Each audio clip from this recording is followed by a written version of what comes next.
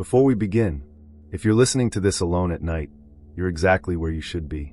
Subscribe and turn on notifications for more true horror stories, disturbing encounters, and unexplained events uploaded every day. Now lock your doors, turn off the lights, and let's get into tonight's stories.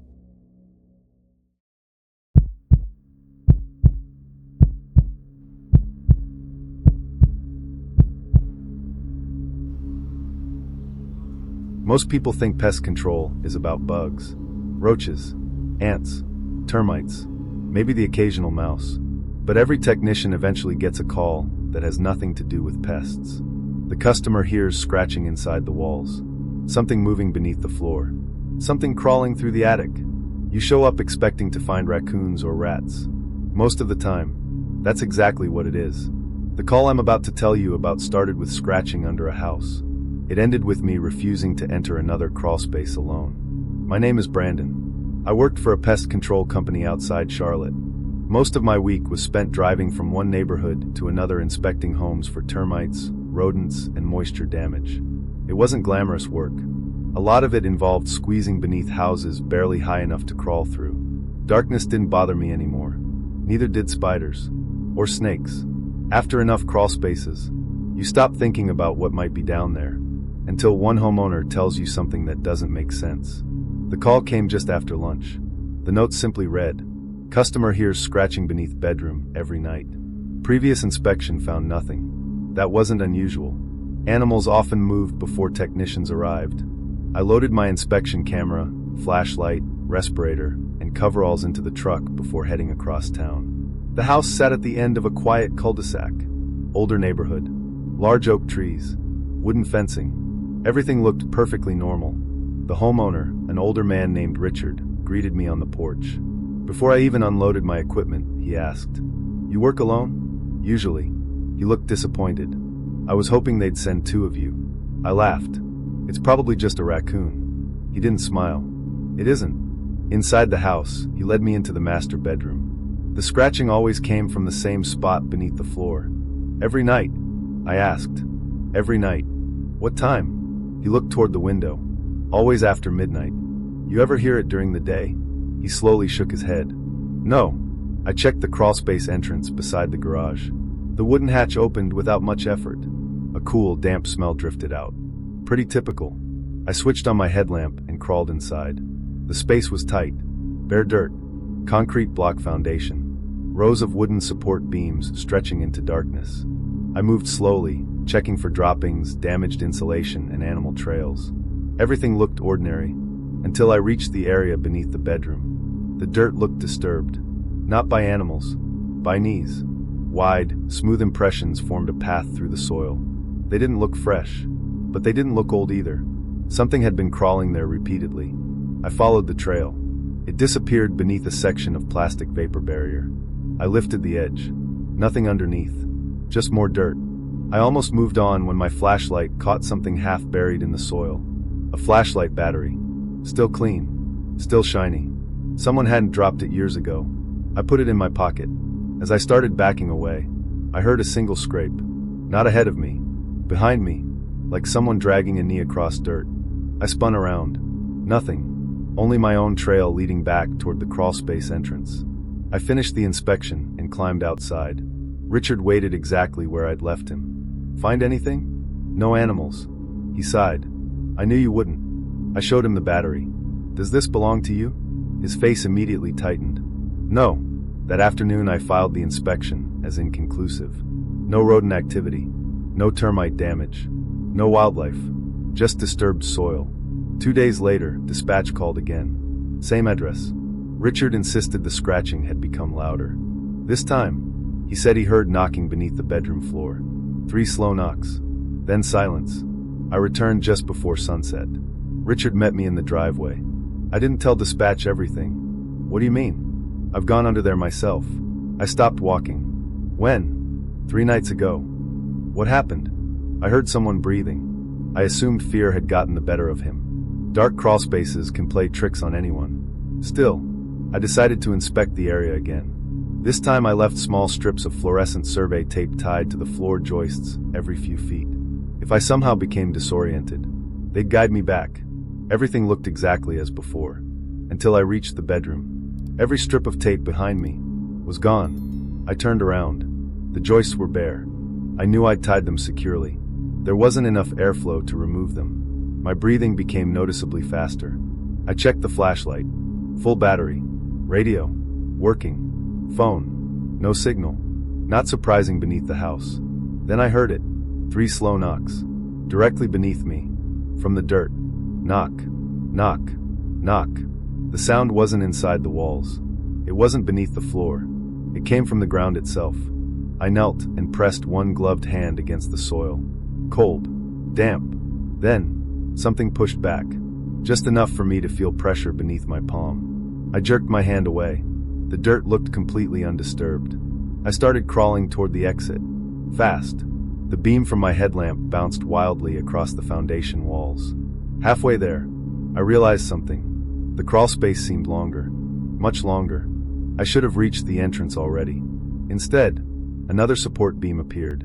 Then another. Then another. As though the house had somehow grown. My radio crackled. "Brandon. Dispatch. You still at the inspection?" Relief flooded through me. "Yeah." A long pause followed. Then the dispatcher quietly asked, "Why did Richard just call and say you never went inside?" I stopped moving. "What?" "He says you've been standing in the driveway talking to him this whole time." The radio went silent. At that exact moment, I saw daylight ahead. The crawlspace opening. I crawled out so quickly I scraped both elbows on the concrete. Richard stood exactly where I'd left him. "You all right? You've been under there almost 40 minutes. I stared at him. "Didn't we just talk?" He frowned. "You haven't said a word since you went inside." Back at the office, I emptied my pockets. The flashlight battery was gone. Instead, I found one of my fluorescent survey ribbons. It had been tied into a tight knot. Across it, someone had written 3 words with black marker. "Not your house." I never carried a marker. Neither did Richard. A week later, another technician accepted the follow-up inspection. He quit before lunchtime. No explanation. He simply turned in his company truck and walked away. When I asked my supervisor what happened, he looked uncomfortable. He said the crawlspace had another entrance. So, there isn't one. I still work in pest control. I still crawl beneath houses almost every day. But I have one rule now. If a homeowner tells me the scratching only starts after midnight, I recommend someone else take the job. Because some things hiding beneath a house aren't looking for food. They're waiting for someone willing to crawl in after them.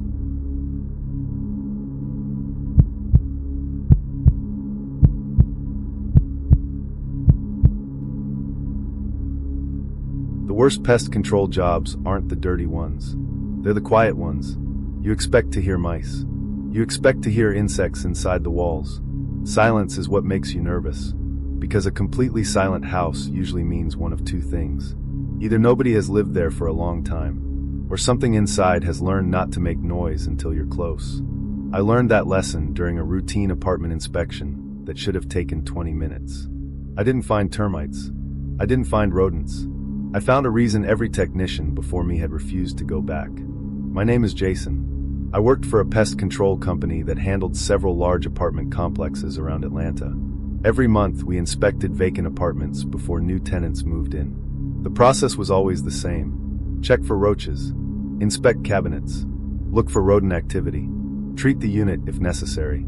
Take photographs. Move on. Most apartments were finished in less than half an hour.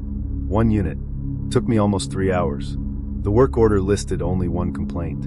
Strange sounds inside the walls. Previous treatments unsuccessful. That wasn't unusual. Customers often mistook plumbing noises for pests. Still, the office had sent 3 technicians there before me. Each report ended the same way. No activity found. The apartment sat on the top floor of an older building. The property manager met me outside.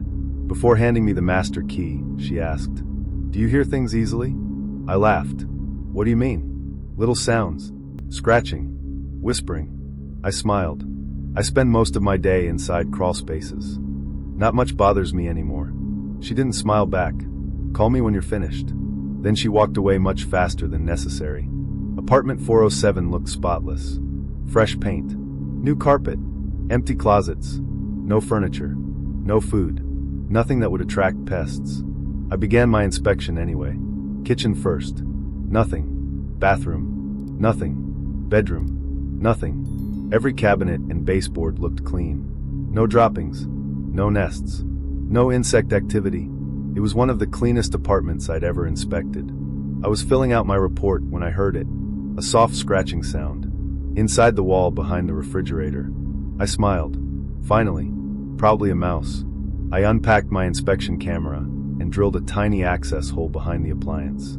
The camera slid into the wall cavity. Insulation. Studs. Electrical wiring. Nothing else. The scratching stopped.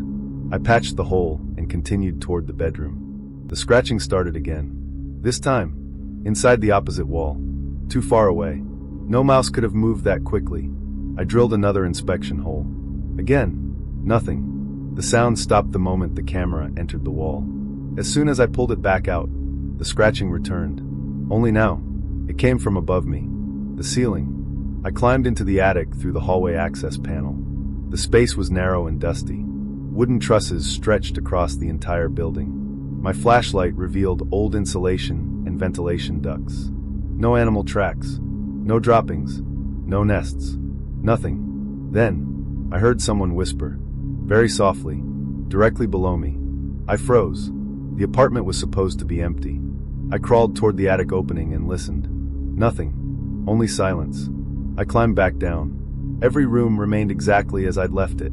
Then I noticed something strange. My toolbox had moved. Not far. Maybe 3 feet. I knew exactly where I'd left it beside the kitchen island. Now, it sat in the hallway. I checked the apartment door. Still locked. Windows. Locked. Balcony. Locked. No one could have entered without passing me. I called the property manager. Are you sure nobody has access? No. What happened? I think someone came inside. She answered almost immediately. Leave. I'm probably imagining. Leave. She hung up. Curiosity got the better of me. Instead of leaving, I checked one final place. The utility closet. The closet contained the apartment's water heater and air handler. Behind the equipment, I noticed a narrow plywood panel. It wasn't on the building blueprint I'd been given. I pulled it open. A dark maintenance corridor stretched behind the wall. Bare concrete. Pipes running overhead. It connected every apartment in the building. That wasn't unusual. Many older complexes had maintenance access corridors. What bothered me was the fresh footprints. Bare feet. Covered in dust. Leading away from apartment 407. I followed them only a short distance. The corridor was completely silent. No machinery. No ventilation fans. Just darkness. The footprints ended at another plywood door. Apartment 409. I pushed it open slightly. The apartment beyond was occupied. Television playing. Family eating dinner. Completely unaware that a hidden corridor existed behind their walls. I quietly closed the panel. My heart was pounding. The footprints hadn't continued into 409. They had stopped, right outside the door, as if someone had stood there watching. I hurried back toward apartment 407. The panel I'd left open was closed. I know I hadn't shut it.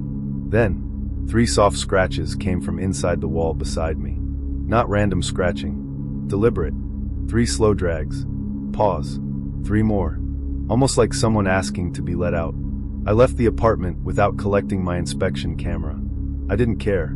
The property manager met me outside. You opened the service corridor. It wasn't a question. I nodded. She closed her eyes for a moment. I was hoping you wouldn't. She explained the corridors had been built decades earlier, so maintenance crews could access plumbing without entering occupied apartments. Most had eventually been sealed because residents kept reporting strange noises inside their walls. Officially, the corridors no longer existed. The next morning I returned with another technician to retrieve my inspection camera. Apartment 407 was unlocked. Empty. The utility closet looked normal. No plywood panel. No corridor. Just a concrete wall. My camera was sitting neatly on the kitchen counter. The memory card was still inside. When I reviewed the footage, everything looked normal until the final few seconds. The camera had been lying on the attic floor after I'd dropped it. It recorded nothing except darkness. Then, a flashlight beam appeared. Not mine. Someone picked up the camera, turned it toward themselves. The image lasted less than a second. Enough to show work boots, blue coveralls, and a pest control company logo. Not ours. Then the recording ended. I asked my supervisor if another company had inspected the apartment before us. He quietly shook his head. No, that contract ended after one of their technicians disappeared. He didn't say anything else. Neither did I. I still inspect apartments for a living. Whenever I hear scratching inside a wall, I check it. That's my job. But if I ever find another hidden maintenance corridor, I close the panel, I finish the paperwork, and I leave. Because sometimes, the infestation isn't living inside the walls. It's waiting behind them.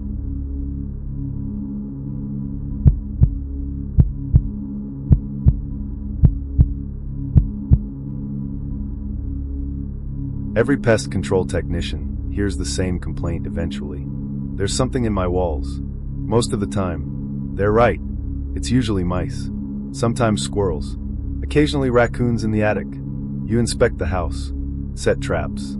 Seal the entry points. Problem solved. But one service call taught me that not every noise inside a wall comes from an animal.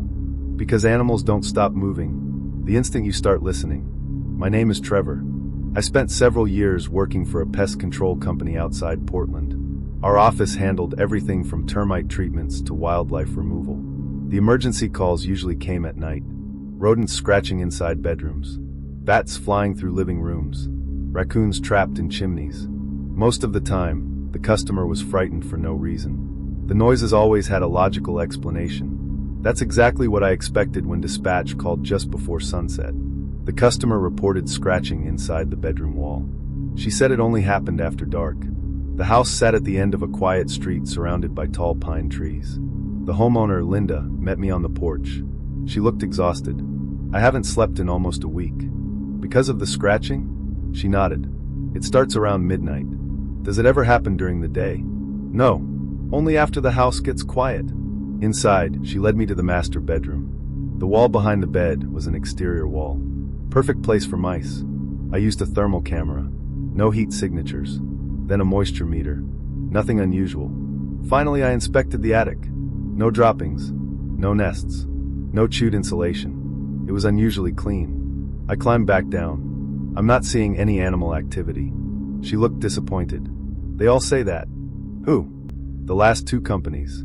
That caught my attention. I asked to see the previous inspection reports. She handed me a folder. Both technicians had reached the same conclusion. No pests found. No entry points. No evidence of wildlife. Just as I finished reading, I heard it. Scratch. Scratch. Scratch. 3 slow drags. From inside the bedroom wall. I smiled. Finally, a real lead. I placed my electronic listening device against the drywall. The scratching stopped immediately. Complete silence. I moved the device away. The scratching started again. Exactly 3 slow drags. Pause. 3 more. Almost rhythmic. I marked the location and drilled a tiny inspection hole. The camera slid into the wall cavity. Nothing. Wood studs. Fiberglass insulation. Electrical cable. No animal. No movement. The moment I pulled the camera back out, the scratching resumed. Only now, it came from farther down the wall. Too far. Too fast. No mouse could have crossed that distance without appearing on the camera. Linda quietly asked, "Did it move?" I nodded. She didn't seem surprised. It always does. I decided to inspect the crawl space beneath the bedroom. If an animal entered from below, I'd find signs there. The crawl space access sat beside the back porch. I switched on my headlamp and crawled inside. The space was narrow but clean. No droppings. No tunnels. Nothing. Then I noticed something unusual. Every support beam beneath the bedroom had small chalk marks. Straight lines. One on each beam. Someone had marked them deliberately. I crawled farther. Each beam carried another line. Until I reached the center of the house. There, the chalk mark stopped. Instead, someone had written 3 words. Don't follow it. I froze. Maintenance workers often left notes inside crawl spaces. Measurements. Inspection dates. But never anything like that.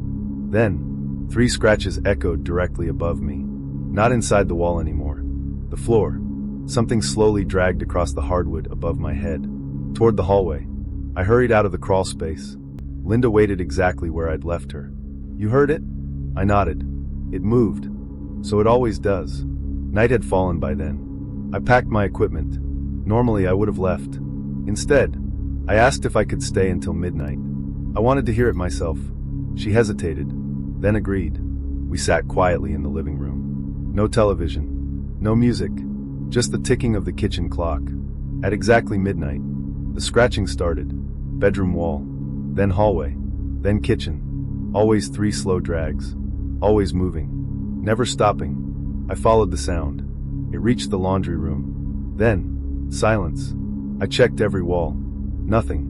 Then my flashlight landed on the utility access panel behind the washing machine. The screws had fresh scratches around them. Someone had removed it recently. I opened the panel. A narrow maintenance space stretched behind the wall. Large enough for plumbing. Not large enough for a person. At least, it shouldn't have been. Dust covered everything, except one narrow path. Fresh, as though something had been sliding through it repeatedly. I crawled only a few feet inside. The passage ended at another panel behind the bedroom wall, exactly where the scratching had started. I pushed lightly against it. Someone pushed back. Not hard, just enough for me to feel pressure. I immediately pulled my hand away. The panel slowly pushed outward by itself, only an inch, then stopped. I backed out as fast as I could. Linda was standing in the laundry room doorway.